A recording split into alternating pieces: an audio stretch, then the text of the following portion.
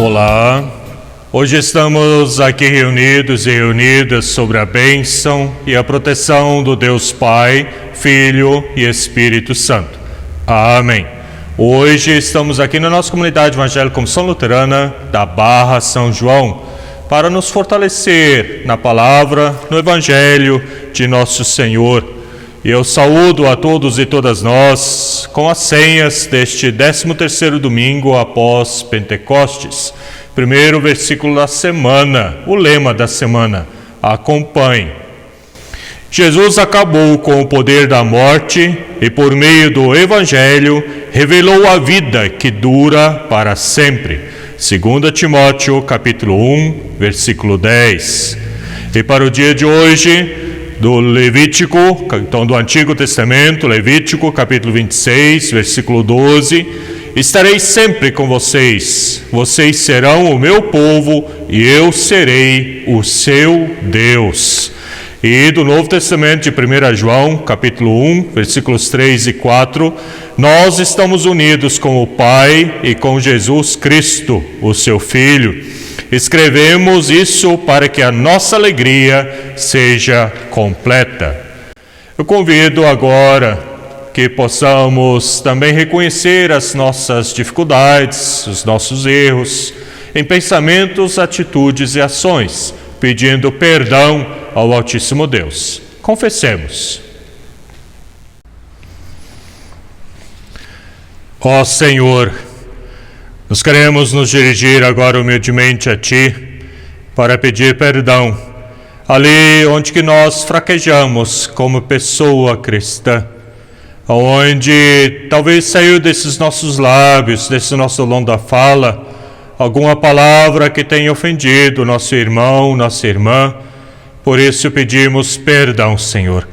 Auxilie-nos e fortaleça-nos no Teu Evangelho, para que possamos sair daqui animados e animadas para Te testemunhar, divulgar o Teu amor em todo lugar. Tudo isso pedimos humildemente aqui, perante Teu altar. Amém.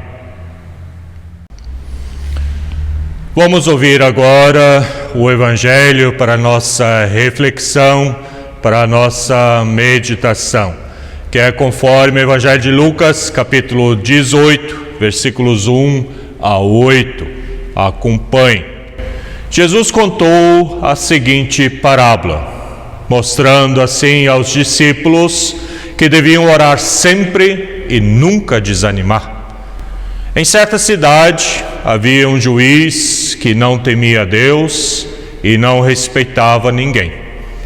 Nesta cidade morava uma viúva que sempre o procurava para pedir justiça, dizendo: ajude-me e julgue o meu caso contra o meu adversário. E durante muito tempo o juiz não quis julgar o caso da viúva, mas afinal pensou assim: é verdade que eu não temo a Deus e também não respeito ninguém. Porém, como esta viúva continua me aborrecendo, vou dar a sentença a favor dela. Se eu não fizer isso, ela não vai parar de vir me amolar até acabar comigo. E o Senhor continuou: prestem atenção naquilo que aquele juiz desonesto disse. Será então que Deus não vai fazer justiça a favor do seu próprio povo, que grita por socorro dia e noite? Será que Ele vai demorar para ajudá-lo? Eu afirmo a vocês que Ele julgará a favor do seu povo e fará isso bem depressa. Mas quando o homem vier, será que vai encontrar fé na terra? Que a graça e que a paz, a bênção e a proteção do Trino Deus Pai, Filho e Espírito Santo esteja com cada uma de nós. Amém. O texto previsto para esse domingo nos fala de uma mulher viúva que na sua insistência e persistência luta por seus direitos diante de um juiz injusto. A história dessa mulher foi contada por Jesus e colocada como um exemplo de oração ligada com a ação.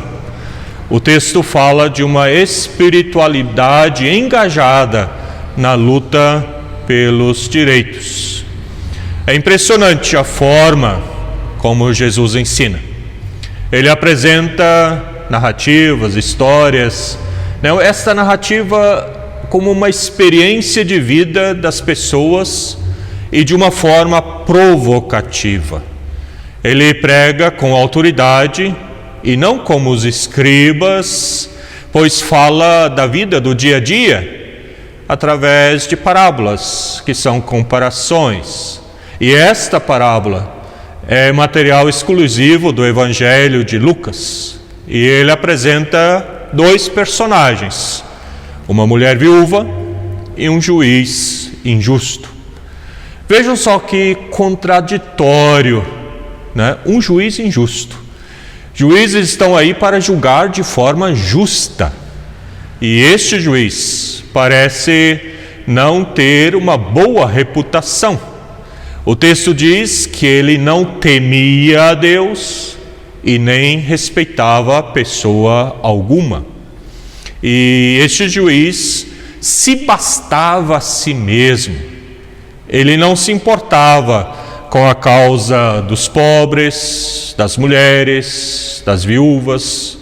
Viúvas e órfãos são na Bíblia repetidamente sinônimo de desamparados e necessitados, que dependiam do apoio da família, da comunidade e não podiam se sustentar ou existir sozinhos. As mulheres neste tempo eram praticamente desprovidas de direitos. Quando ficavam viúvas, a situação ficava ainda mais difícil, pois dependiam da figura masculina para representá-las publicamente. No entanto, Jesus, na parábola que ele conta, transforma esta situação. Ele transforma uma mulher viúva em protagonista, quer dizer, a personagem principal de uma mudança. E uma viúva procura o juiz, pois tem uma causa que necessita ser julgada urgentemente. Como é esta viúva não é descrito no texto, ou como é, ou o que é esta causa também não é descrito. No entanto, está escrito na lei de Moisés que as viúvas necessitam ser protegidas e cuidadas. A viúva diz para o juiz: julga minha causa contra o meu adversário. O texto deixa claro que ela está sendo prejudicada por alguém. No entanto, não se sabe quem é o adversário desta mulher viúva. A narrativa de Jesus deixa claro que ela já estava procurando o juiz há algum tempo. E o juiz, no entanto, não quis atendê-la, pois ele era todo poderoso e não temia a Deus e não respeitava pessoa alguma. Interessante que a parábola afirma novamente o caráter desse juiz. Percebe-se que a viúva é vítima de uma injustiça estrutural. Ela sofre ao pecado de uma estrutura injusta, que não considera os fracos e marginalizados. O juiz é assim apresentado por Jesus, e não parece se importar com a causa desta viúva. Ele age ao contrário do que deveriam ser os juízes de Israel. Os juízes devem julgar com retidão. E o próprio Deus se apresenta com uma imagem oposta à do juiz. Deus julga com retidão e justiça. Isso nos diz o Salmo 9, versículo 8. Quando a parábola diz que o juiz não teme a Deus, os versículos 2 e 4, e nem respeita pessoa alguma, a parábola mostra essa falta de temor a Deus também na sua atitude para com a viúva, pois Deus exige um julgamento justo para as viúvas. No entanto, a viúva não se deixa abater e nem diminuir, apesar da sua situação de abandono. Ela persiste, insiste, no seu pedido, julgamento da sua causa, julgue a minha causa. Depois de muita insistência, ela conseguiu que o juiz atendesse o seu pedido. Importante destacar que ele não faz isto devido à sua função de juiz, ou por misericórdia, ou por compaixão. Ele atende a causa da viúva para que ela pare de molestar. Ela vai me deixar louco.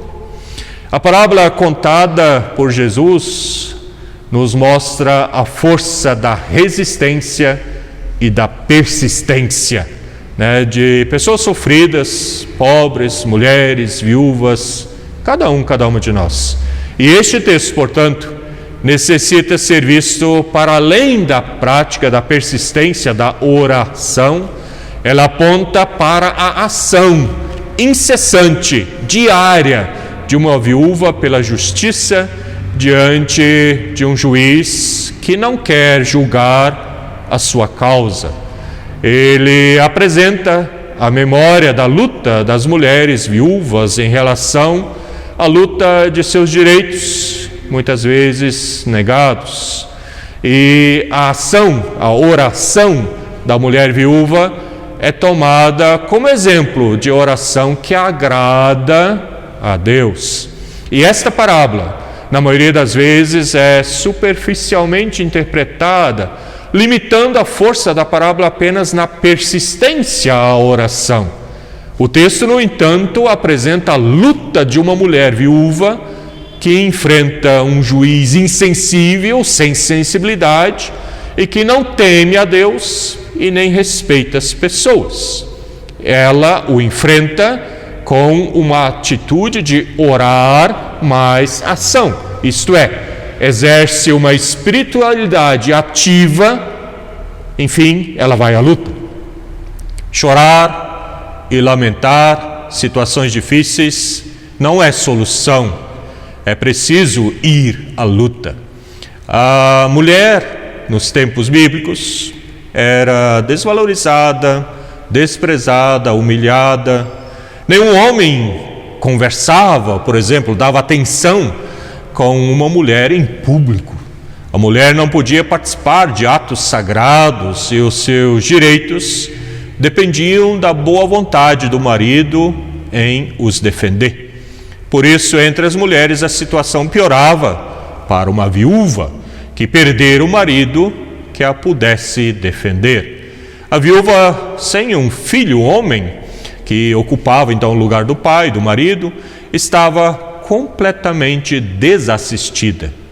Diferente foi a postura de Jesus em relação à mulher. Ele conversava, valorizava, reintegrava a mulher à sociedade e usa uma mulher como exemplo de perseverança.